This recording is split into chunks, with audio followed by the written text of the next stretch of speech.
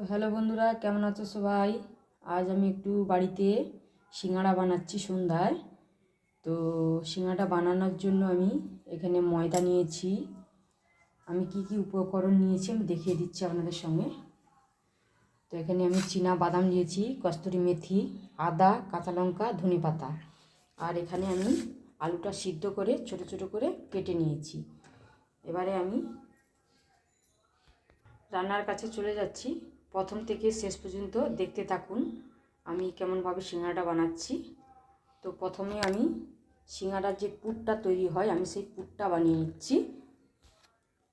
তো ময়দাটা আমি পরে মাখাবো, আমি প্রথমে পুরটা বানিয়ে নিচ্ছি। রান্নার কাছে চলে এসেছি, দেখুন আমি শিলে আদা আর কাঁচা লঙ্কাটা আমি থেতো করে নিয়েছি। তো এবার রান্নার কাছে আমি চলে যাচ্ছি। তো উনানের মধ্যে আমি কড়াটা বসিয়ে দিয়েছিলাম। কড়ার মধ্যে আমি চীনা বাদামগুলো দিয়ে ভেজে নিচ্ছি। চীনা বাদাম, তো চীনা বাদামগুলো আমার ভাজা হয়ে গেছে, আমি এবারে নামিয়ে নিচ্ছি এগুলো। তো বাদামটা আমি নামিয়ে নিয়েছি। ওই কড়ার মধ্যে আমি সাদা তেল দিয়ে দিচ্ছি একটু।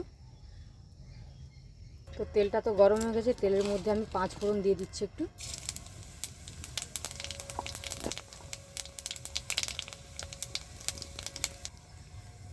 তো দিচ্ছি থেতো করে রাখা আদা আর কাঁচা লঙ্কাটা।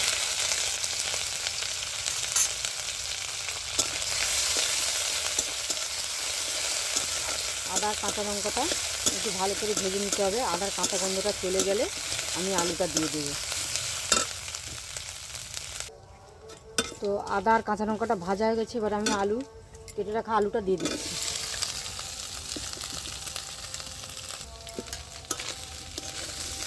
আমার আলুটা সেদ্ধ করার সময় নুন দেওয়া ছিল না, আমি নুন আর একটু হলুদ দিয়ে দিচ্ছি। হলুদটা আমি একটু অল্প করেই দেবো।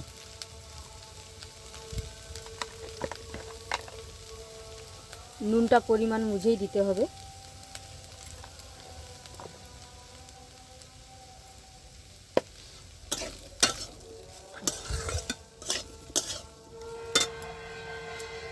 তো আলুটা আমি সরিয়ে এখানে মধ্যেখানে একটু ফাঁকা করে নিয়েছি। এখানে কস্তুরি মেথিটা আমি দিয়ে দিচ্ছি।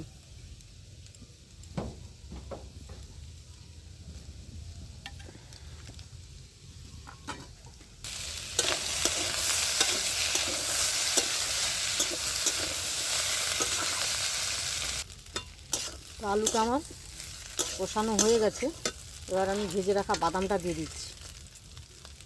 বাদামটা দিয়েও আমি এবার ভালো করে নেড়ে নেব। তো বাদামটা দিয়ে আমার কষানো হয়ে গেছে, আমি এবার একটা ভাজা মশলা 1 চামচ দিয়ে দিচ্ছি।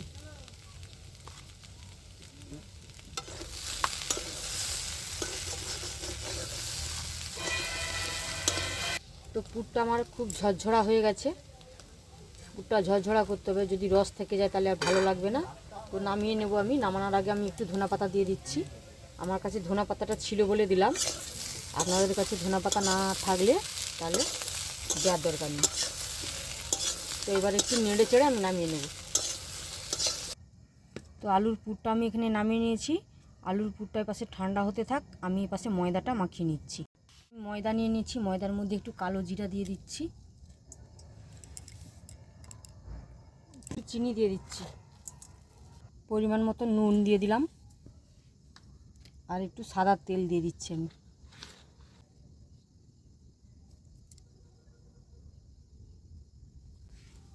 সব উপকরণগুলো আমি ভালো করে হাতে মিশিয়ে নেব।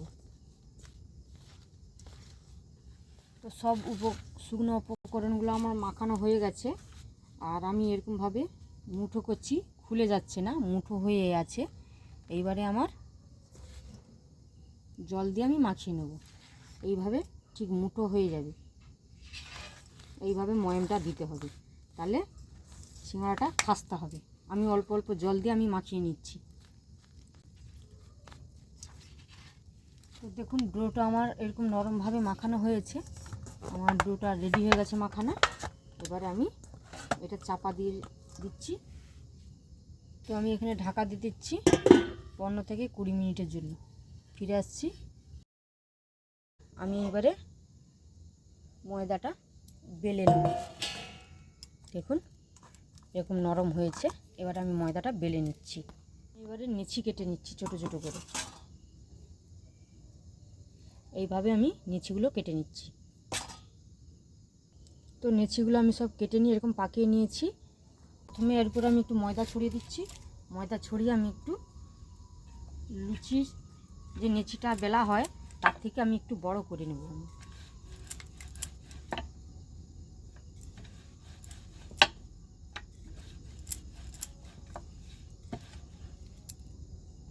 তো আমি এইভাবে একটু লম্বা করে বেলে নিয়েছি।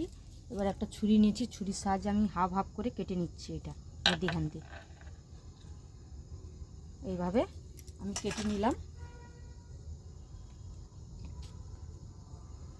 তো আমি এইভাবে এটা আমি মুড়ে নিচ্ছি।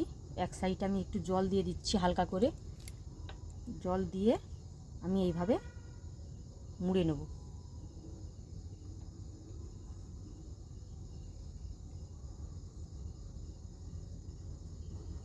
তো এইভাবে আমি মুড়ে একটা পকেটের মতো তৈরি করে নিয়েছি। পকেটের মধ্যে আমি পুরটা এইভাবে সিঙ্গাড়ার মধ্যে পুরটা ভরে দিচ্ছি। পুরটা একটু ঠুসে ঠুসে আমি ভরে দিচ্ছি। তো এইভাবে আমি মধ্যিখান দিয়ে একটু জল লাগিয়ে নিচ্ছি যাতে মুড়ার সময় যাতে না খুলে যায়। তো এইভাবে আমি মুড়ে নিচ্ছি। এভাবে দেখুন আমার সিঙ্গাড়াটা রেডি হয়ে গেছে। আমি আরেকটা সিঙ্গাড়া বানিয়ে দেখাচ্ছি।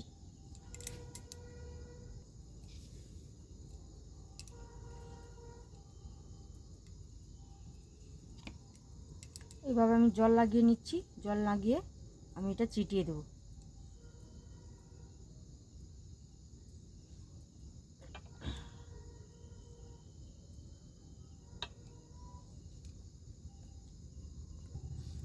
এর মধ্যে আবার পুর দিয়ে দিচ্ছি আমি।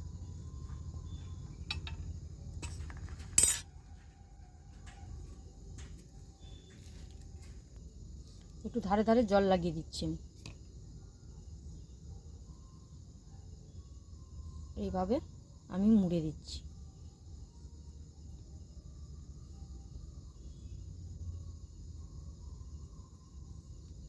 তো দেখুন সিঙ্গাড়াটা আমার রেডি হয়ে গেছে।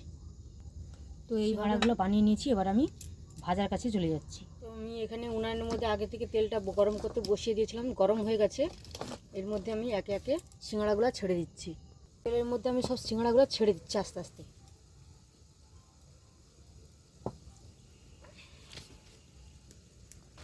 তো সিঙ্গাড়াগুলো আমি একটু উল্টে পাল্টে ভেজে নিচ্ছি। তো দেখুন লাল করে এই পাশটা ভাজা হয়ে গেছে। ওই পাশটাও আমার ভাজা হয়ে গেলে আমি নামিয়ে নেব। তো সিঙ্গাড়াটা আমার ভাজা হয়ে গেছে, আমি এবারে নামিয়ে নিচ্ছি। তো সিঙ্গাড়াটা আমার হয়ে গেছে, আমি নামিয়ে নিয়েছি। এবার গরম গরম সসের সঙ্গে আমি পরিবেশন করব। তো আপনারা এরকম বাড়িতে সিঙ্গাড়া বানিয়ে খেয়ে দেখবেন, আর কেমন লাগে আমাকে কমেন্ট করে অবশ্যই জানাবেন। টাটা।